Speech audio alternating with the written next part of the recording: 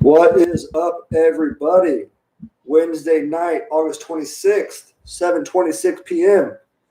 Coming in hot, live on the Brew and Orange podcast. This is episode number 11. It's a great show. It's a great day that was just had on a hump day right now. It was my work from home day. I'm on campus 3 days a week. But trust me, I got a lot of work done today. And yes, if you followed last episode, I did hint on Twitter and at the end of last episode that we were going to interview a Gator great, Gator legend, if you will. And we did that. This morning at 10:30, actually ended up being 11 because Chris Leak was a little busy. And yes, I interviewed Chris Leak this morning, got some great insight from who is the leading passing yard. He holds the record for passing yards at the University of Florida in QB history. So it was a great, insightful interview with him. He was full of information. He did not hold back. He gave me everything I wanted to hear. And I think once you're done watching my live stream, if you go over to Anchor, you're going to be able to listen to that interview. I've got to do some editing. I've got to put it all together. If you're listening, you're not going to have to do a thing, but just stay tuned in because you're going to hear it all at the end of all this. For those watching again, it's going to be on Spotify, so don't worry about Anchor. I don't care where you listen to it as long as you listen. So again, yes, we interviewed Chris Leak today. It was awesome. He was such a nice guy. But hey, I'm ready for a beer. It's been a long day. Had to do some work. We interviewed Chris Leak. I had to go to class. Let's have a SunLab lifting restrictions, hazy IPA. Again, they're coming in hot with this chill vibe cans. Check out the Instagram. I had a Living Free last night from the same brewery, SunLab. Delicious beer right here. It was a hazy pale ale last night. This is the hazy IPA. It won't be the only hazy I drink tonight because as all my Tampa Bay sports fans know, the Lightning do play Game 3 tonight. Back-to-back. Back-to-back Game 2, Game 3. I guess that's a new thing happening right now with this bubble playoff system. Is that every series will have a back-to-back game. This is the Lightning's Game 2 and 3. So go Bolts. I don't got a brewery shirt on or anything. I'm kind of just chilling comfy tonight. Kind of just Rays, Lightning, the navy blue, kind of got the other blue here. The can goes well with it, as you can see. So let's pop this bad boy. Let's pour it up. Let's talk a little bit of recruiting. Let's recap that Chris Leak interview. And of course, like I said, after all said and done, you're definitely going to want to, if you're watching, you're going to want to go to Spotify. If you're listening, you're just going to want to hang loose and just listen to what Chris Leak had to say because I think it was very insightful. I think you'll all really enjoy his assessment of Kyle Trask, hearing about how he was coached under Mullen back in 2006. He even dropped some insider heat about what he was feeling going into that 2006 season, sharing the QB room with Tim Tebow. Florida had the toughest schedule in the nation in 2006 going into what would eventually be a 41-14 victory over Ohio State in that BCS national championship that Chris Leak was the MVP of. Like I said, I don't want to spoil it for you. You're going to want to hear it right from his mouth. Look at this. Cloudy, kind of like Tampa weather right now. Well, I'm looking out the window. It's not too bad, but we can change on a dime. Look at that beautiful thing. So, again, this is SunLab Lifting Restrictions Hazy India Pale Ale brewed with Azacca, Chinook, El Dorado, and lactose, probably where the cloudiness comes from. So, it is 7.5 ABV, brewed and canned by Westbrook Brewing Company, Mount Pleasant, South Carolina, for SunLab Brewing Company in Miami. So it's a little local accent there. It is from Miami. If you've never been to Miami, it's as chill and as vibrant as this can. Maybe I'm about to sneeze here. Excuse me. Kicking up dust in here. All right, so if you're ever in Miami, go check out SunLab Brewery. Have one of these on South Beach. Check out the other things to see on South Beach. Believe me, I've been down there. So cheers to everybody. Happy Wednesday. We're almost to the weekend. You've all almost made it. Keep working hard. Keep staying positive. Keep up the energy. Go Gators. Go Bolts. Go Rays. Go Bucks. Go Bulls. Go everything. Go all of it. Just soak it all in. Cheers, everyone. I hope everyone had a productive day today. and I hope you were safe. Hope you made it home safe. You know, toast up a beer tonight while you're watching the Bolts. I know it's been stressful, so make it a double IPA. No one's gonna blame you. All right, so cheers, everybody. Ooh, okay. So that's strong. That's 7.5. Got it written all over it. I can taste it. Nothing wrong with it. So let's see. I'm gonna rate this one probably you know what? I'm feeling generous, feeling in a really good mood after that interview today. This one, let me see. Let me get another one. Hold on.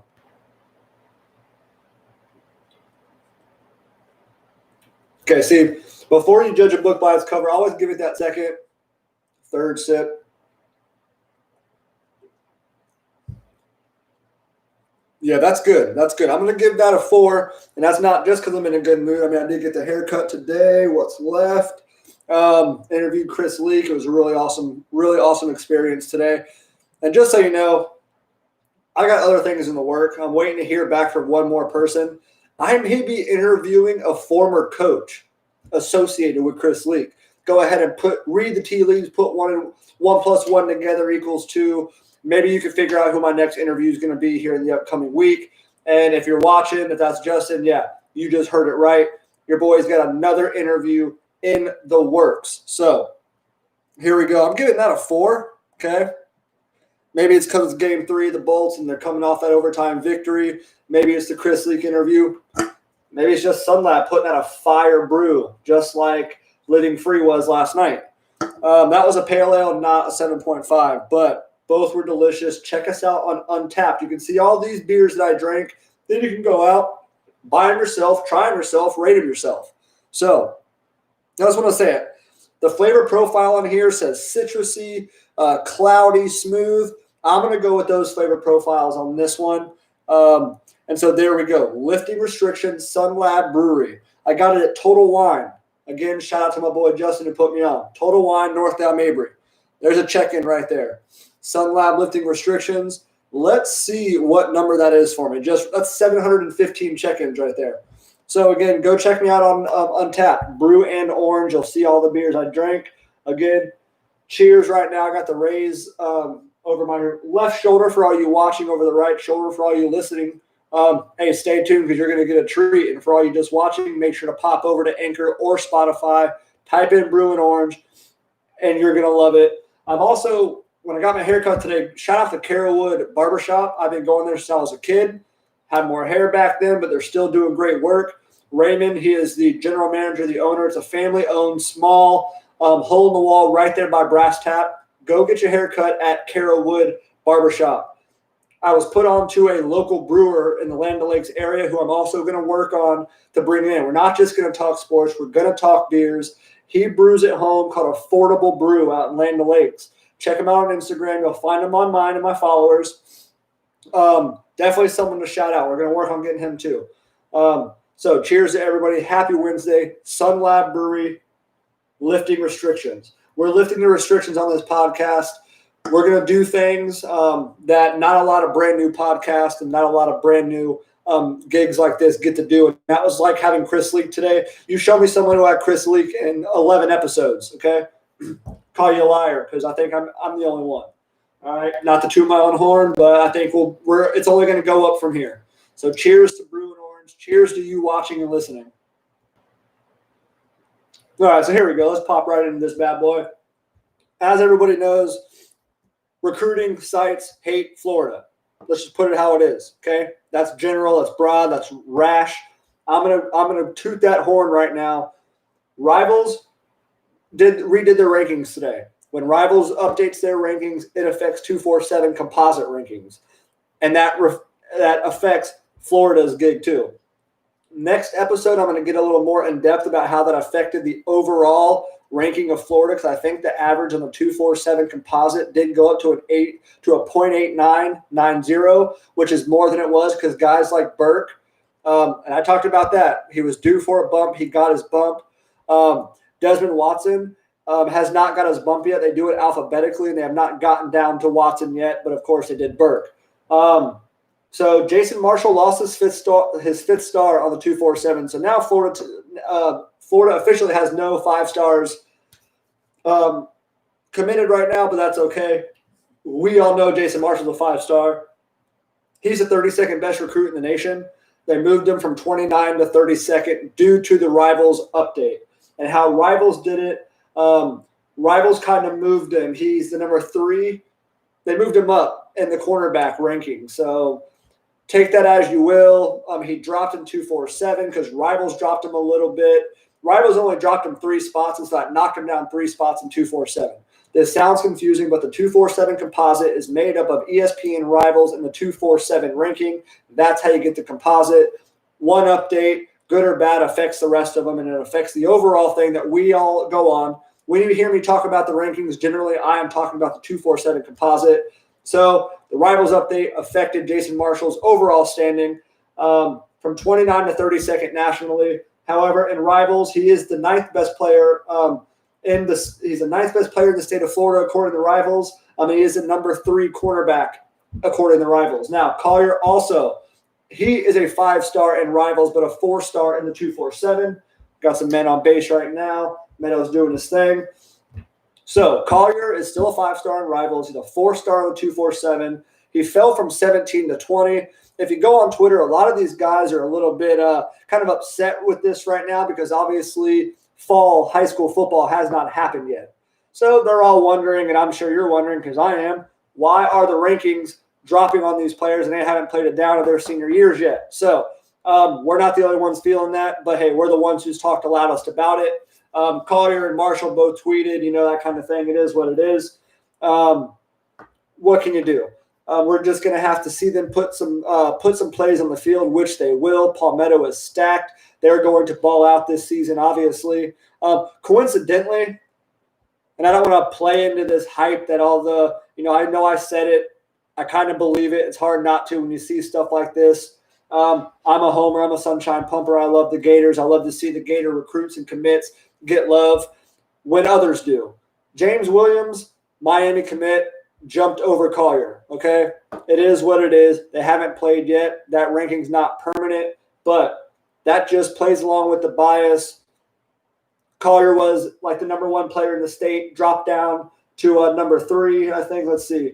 He was number 1 in the state. They dropped Collier to number 3. They moved James Williams up to number 1.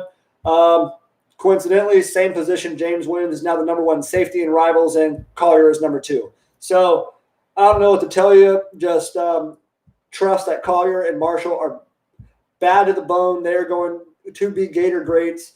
They're enrolling earlier, as we talked about last episode. So the quicker we get them on the campus, they're going to play their senior years. Who cares where they finish up as long as they finish healthy and make it on the campus and ball out in blue and orange. And we talk about it on blue and orange. That's just how it's going to be. And that's all we have to worry about. So one player that we're not going to see enroll earlier, who I said was going to enroll earlier last time, I actually think I left him off my list just because I hadn't seen anything official on the boards. But Davey Hammond plays in the same JUCO team as DeJuan Black, and obviously DeJuan Black has made it into Florida. He will make it into the 2021 class. Hammond will not. He has more work to do in the classroom. This is just why you've got to take everything at these boards, even things that I say, because I'm getting my information from a lot of different places. I'm here to give you that information, give you my opinion, but also we got to take it all with a grain of salt. I'm going to do that. You should do that too. It looks like Montgomery, Marshall, Collier, the rest of the guys I mentioned, Jordan Young, just to name a few, they will enroll earlier. However, Hammond won't. So it is what it is. We can use some depth on the offensive line. So hopefully Hammond does make it into the class. That would be huge. So looks like the Rays, Brandon Lau just did what Brandon Lau does. He went yard. It is now 2-2, tie with Baltimore. Let's go ahead and wrap this series up. It's a 3-game series tonight and tomorrow. They won last night 4-2, so let's hope that the Rays can win this one and wrap up this series on a winning note. We talked about Jeremiah Williams possibly being another potential commitment coming up. He got a crystal ball to Auburn. It's been an Auburn-Florida battle. He's from Alabama. This does not surprise me. He has not been able to get on to Florida's campus. So that means his mom, his family has not been able to also accompany him down here to Florida's campus. So mom wants him close to home. I wouldn't be surprised if he commits to Auburn. It's not going to be anytime soon, but that may be the landing spot for him. Like we talked about, these recruits are tending to stay in-state, close to home. I think that's what led to a bunch of the Miami commitments. I'm not ashamed to say that. And I'm not ashamed to say that Florida was able to flip the script and get Collier and Marshall to travel a couple hundred miles up north from Miami to Gainesville, but still stay in state. You're going to see recruits doing that. You're going to also see recruits that are now committed who are Florida State, the state of Florida players committed out of state, possibly flip back to schools back in state, just depending on how this whole COVID thing goes. So we're 4 months away from this early signing period, which means things will start to heat up. The flips will start happening. So we're going to see what happens there. By the way, Tunmise, he also moved up to number 3 in the state in rivals. I did see that right there. Just thought that's interesting as well. He did decommit from Ohio State. He's flirting with Florida. He's still, to this day, he's posting Florida edits on a daily basis. It's amazing he hasn't popped yet, but according to 247, I think it was Blake Alderman said, he was asked if you had to guess who would be the next Florida commit. He said it's not going to be anytime soon, but the next commit or crystal ball lean he puts in for Florida could be Tunmise.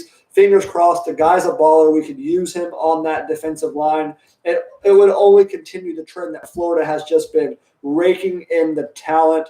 And, man, again, the more I read of these boards, I can't wait to see this defensive line in action. We are one day away from it being a month away from Florida versus Ole Miss. I did see today that the times of these games are going to come out this weekend, I believe.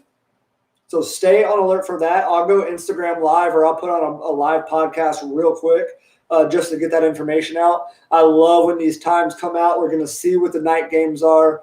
And if you haven't seen the Miami Hurricanes, kind of Miami Dolphins, just Hard Rock Stadium in general, is going to allow 13,000 fans in. At least the Hurricanes won't have to turn anybody away now that they ever had that many people to begin with. So that only means Florida, Raymond James Stadium, the Swamp, is going to eventually follow suit. They want to get fans in the stadium, social distanced, wear a mask, add that home field advantage vibe, put the feeling of the Swamp, make it what it is. That's what we want. So keep an eye out for that. No one's made any kind of final decisions on that yet, but if the Hurricanes and the Miami Dolphins are making it known that Hard Rock will have people in the stadium, I only expect places like Ray J, who that affects, the USF, and that affects the Bucks, to make the same decision soon, as well as the Swamp. So let's get the fans in there. I don't know about y'all, but I'd go to a game. I'd wear my mask. I'd go. I don't mind. It is what it is. I think if wearing a mask gets me into the stadium, gets me into the bars, the restaurants, the breweries, it is what it is. I'll wear it. I think everyone else should too, whether you agree with it or not. I know it's a political deal. We'll never get political on here, but just do it. It's just it's a weird time right now that we're dealing with. And hey, I don't know if there's some transitive way that wearing a mask gets us closer to college football and fans in the stadium, then sure, I'm for it. So we're going to recap that Chris Leak interview just momentarily, because it looks like about 15 minutes we got game 3. The Bolts coming on. I want to be dialed in. And you can check me out. I'll do Instagram Live tonight as the game's going, as I'm drinking some craft brewskis. I got some really good ones in the fridge, I'm telling you. If you're a Tampa person, you're in the Carrollwood, Citrus Park area, wherever you are, Seminole Heights, Simple Terrace, make that drive down to Total Wine and Spirits off North Down Mabry, because you won't be disappointed with the selection. The out-of-state stuff. I feel like I'm in Atlanta when I go. My buddy lives in Atlanta. Whenever I buy beer up there, man, the diverse amount of brewskis you can get from up there is fantastic. If you love hazies, they're there. Pale ale, stout, sours, whatever you like, it's there. So one of the most interesting things I heard Chris Leak say today was just when he talked about the 2005-2006 season.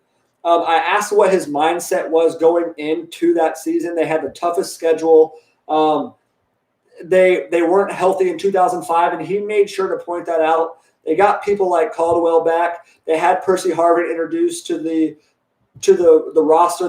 He was sharing the QB room with Tim Tebow. And, of course, Zook left and Meyer and Dan Mullen took over. So there was a lot of Mullen talk on there, a lot of talk about him committing to Florida. Halftime, the 2003 All-American game. I mean, the guy was so forthcoming with some information. It was so fantastic to hear it from his own mouth. I mean, if you're a Gator fan like me, I know I practiced his throwing motion, throwing ball with my buddies out in the street back in the day. That over-the-top, beautiful, fluid motion. I mean, the guy threw for 15,000 yards and set the North Carolina high school record. It hasn't been touched since. Some say if you Google him, some say he's the greatest high school quarterback of all time. He's also the leading passing yards. He holds that record at Florida, over 11,200 yards. Past Danny Werfel, no one's come close. He speaks very highly of Dan Mullen as a quarterback coach, as everybody does, which just kind of gives credence to those nicknames and that the reputation Dan Mullen holds. It precedes him for sure, and Chris Leak, it comes right from his mouth, someone who played under him a short time, but was able to make an impact in how good of a player Chris Leak was in a short period of time. So go check that out. As soon as we're done here, I'm going to start editing everything. I'm going to get it all put on Anchor. And if you don't know what Anchor is, it's where I stream these podcasts. I'm streaming it right now. I streamed it from my phone today. It's a great app that allows you to record your podcast, and it for free puts it on Overcast, Apple Podcasts, Spotify, all the main platforms that you find your favorite podcasts on. So go find it on there. Check out the podcast. Like I said, if you're watching, this is going to be all you're going to see for tonight. I mean, let's get into some Rays real quick. So they do have 10 pitchers on the active injured list right now, which is pretty astounding considering that was the strength of the Rays. That's what we thought coming in was going to give them the best chance to win in this shortened season. As we can see, offensively, they are stepping up. We do need people like Renfroe, Yoshi, Zunino. They're all batting sub 200 right now. I'm willing to give Yoshi a pass as of right now. I mean, we're asking him to do a lot. He comes from being one of the best players in the Korean Baseball League to now coming and facing very top talent in the major leagues in a shortened COVID-impacted season. So I'm willing to give him a break. But I'm not willing to give Renfroe a break right now. I need more than just batting 156 right now. Yeah, he's got 5 homers, like Lau batting almost 300. He's double-digit home runs, 20-plus RBIs. I mean, we're going to need more from those guys if we were going to maintain this success the rest of the season. That's just how it is. Zunino, man, you're a fellow Gator. Loved watching you catch at Florida. Love watching you catch now defensively. You call an excellent game. You got a hose from behind the plate. But, man, it's almost an automatic out. Send the fielders in. Just let the pitcher handle it from there. You know, I mean, I don't know what else to say. He just hasn't produced offensively. You look at d'Arnaud over in Atlanta right now. He's batting 250. He's got 20-plus RBIs right now. d'Arnaud really played well, and I understand the financial aspect and the impact it was going to have on the Rays to keep d'Arnaud because he was going to it was going to cost a lot to keep him. That's why a team like the Braves was easily able to pick him up. But, man, are you missing his clutch bat right now. I don't even think Zunino did well last night, and I know the pitcher for the Orioles last night, Zunino was batting like over 400 lifetime against that pitcher, and it just didn't pan out. You know, that is one of those things that Kevin Cash loves to do, make those mismatches, put those players in when they do well against particular players. Well, it just didn't work out last night. They got the W, don't get me wrong. We're just talking about production right now from Zunino. We need some more from him, from Renfroe, from Yoshi. You know, like the Rays made some errors tonight, and that's why there's points on the board. So you're going to need more defensively, which is odd.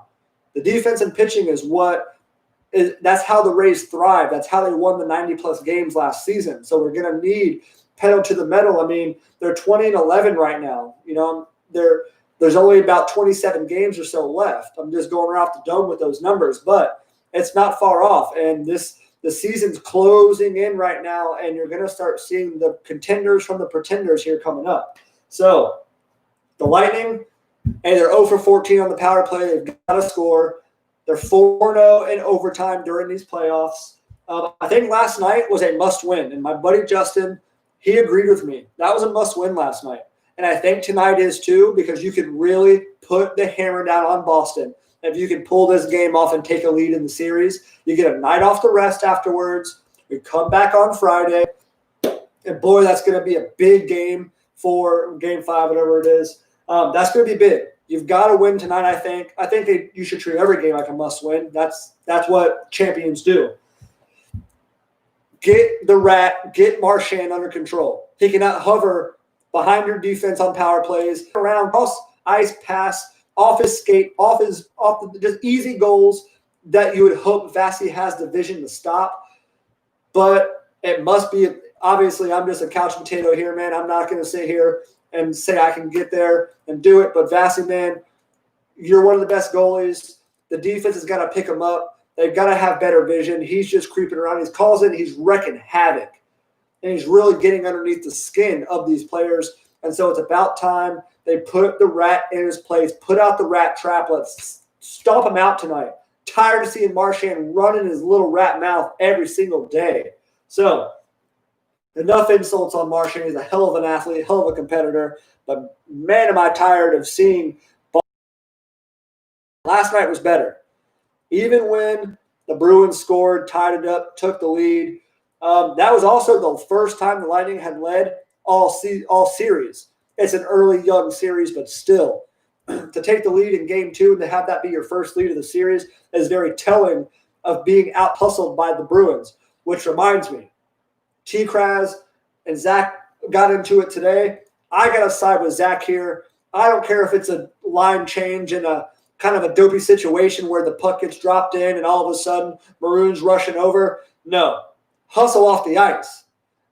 That's what you have to do. Hustle, hustle, hustle. That's what champions do. That's what Braden Point's known for. And I know that from us viewers, it was easy to see that Point was offsides and that Coop didn't know that. Coop was pissed and had every right to be. You've got to hustle because if he hustles, that's a game changer, man. That's a game changer. Because if it didn't make a difference that they took the goal away, then you can't say it's not. Then you can't say that it didn't make a difference that he didn't hustle because it made an impact on the play. That takes the air out of you. That allows Boston to stay in it. So I don't want to hear. I know T-Kraz said, "Oh, it was fluky." No. If it has an impact one way or another, then it has an impact all around. Okay? That was deflating. Cooper was just as mad at that ref. He couldn't see the replay the way we could, I don't think. I don't know how that works. But it doesn't matter. Point's got to hustle, and you better believe he's not making that mistake tonight. All right, so, again, Glasnow's 1-1. Garcia got the save last night. I know I'm hopping around, but the game's in 6 minutes, and I've got to wrap this up in 3. So, cheers again from Bruin Orange. Sunlab, great job. That's a beautiful beer right there. Check out that. So, again, I'm just asking that you tell your friends, go to Instagram, go to Twitter, give me followers. It only helps the local breweries because more people are going to find out about us. More people are going to go out and spend that money. Check out the Chris Leak interview because that's what's coming up next. Go ahead. If you're watching, pop on over to Spotify in about 20, 30 minutes, and you're going to be able to catch the Chris Leak interview. Hear all the awesome things he had to say about Dan Mullen, Kyle Trask, his expectations for the 2020 season. Truly was a blessing, and I was honored to be able to speak to him. It was a really cool gig, and if it's not for this sort of thing and my connections, I want to shout out Hunter, Michaela, Amanda, just everybody who played a role in just facilitating that. It was truly, truly a blessing and an honor, and I was happy to do it. And I'm going to have him on again, and like I said, we may have another coach or another former player on pretty soon. Fingers crossed, we're going to let the universe, let God work his magic, and next thing you know, maybe we're talking to some more players and more coaches. All right, so cheers again, everybody. Happy Wednesday. Go Bolts. Game 3 coming up. Let's win this. Put the skate down. Let's do it. Cheers, everybody. Go get yourself some Sunlab from Miami. Check out the local breweries. Check out my other podcast, 1 through 10. And check out some of the local breweries that I've already talked about. Go give them some love. Go get some dinner, some lunch. Go have an afternoon beer, on the weekends. So, cheers. Happy Wednesday. Have a great rest of your week. I'm going to see you on Friday with Justin, and we're going to get down to the nitty-gritty about everything going on. So, cheers. Peace out, all my Brewing Orange listeners and followers, man. Check me out.